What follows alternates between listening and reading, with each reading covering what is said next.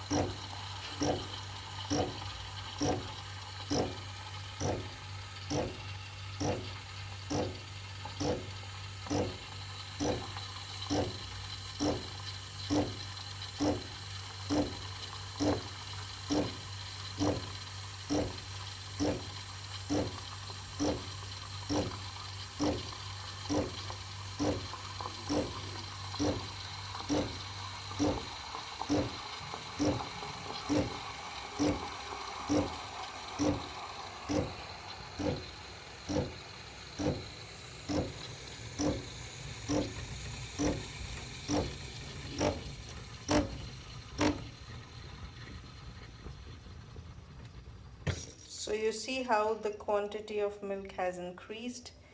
That is the real froth we have now. Now we'll clean this part with a damp cloth or a damp tissue. Just clean itself. So here we have a well frothed milk. Thank you for watching.